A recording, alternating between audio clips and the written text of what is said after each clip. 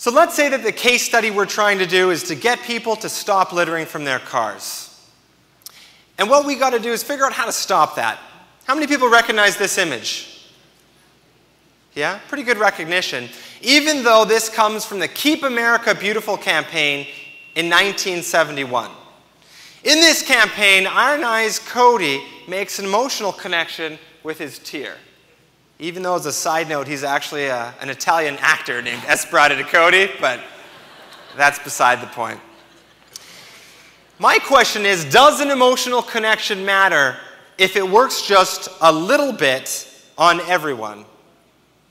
Because the reality is, with anything you're trying to communicate, when you're trying to market your events, when you're trying to align your team, anything you're trying to sell falls across a continuum.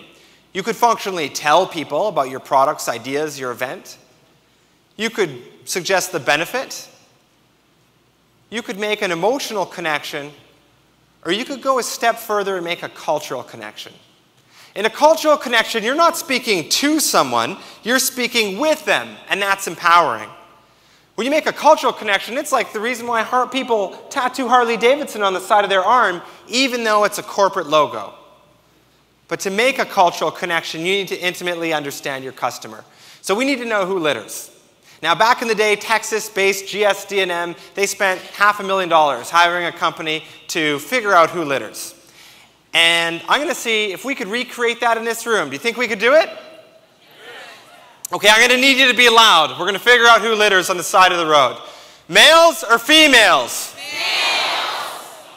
Oh, there's not like one guy who could throw in females at the end of that.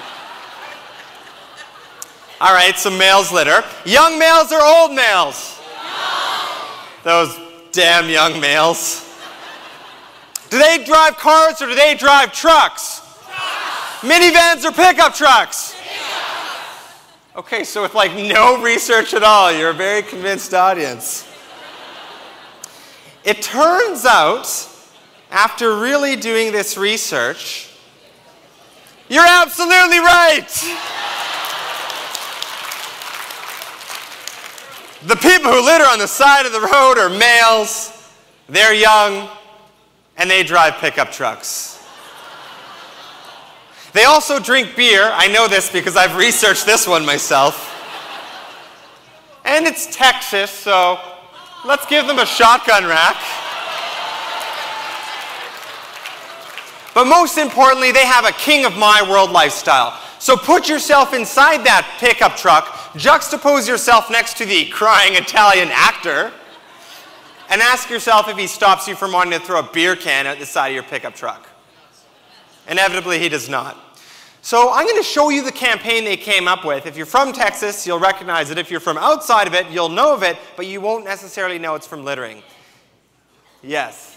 Don't mess with Texas. Yeah, we got a Texas contingent here. And my favorite part about this, trademark. This is a trademarked ad slogan. These words were used for the very first time to get young males to stop littering. In fact, one of the very first commercials had two NFL Dallas Cowboy superstars. The one guy sees someone litter, picks up the can on the side of the road, crushes it against his head, and says, "If you litter in Texas, you're littering on me. Don't mess with Texas." Okay. I will not litter. Now, obviously, we see how this message connects. I'm going to show you an example of how the charitable group that stops littering keeps this message tied to their actual campaign. Here's a recent piece. Hey, this is Owen Wilson. This is Erykah Badu. I'm Janine Turner. This is Julius Jones. This is Lance Armstrong. This is Leanne Womack. We're Lost Lonely Boys. This is Chuck Norris. This is Jennifer Love Hewitt reminding you. Don't mess with Texas.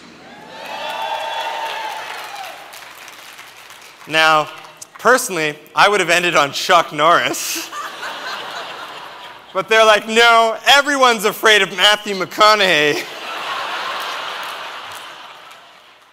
So put yourself inside that pickup truck, compare the two campaigns, and it's pretty clear which one makes a difference. The first one seems like a good campaign, but then when you see the difference of a cultural connection, it's that much more powerful.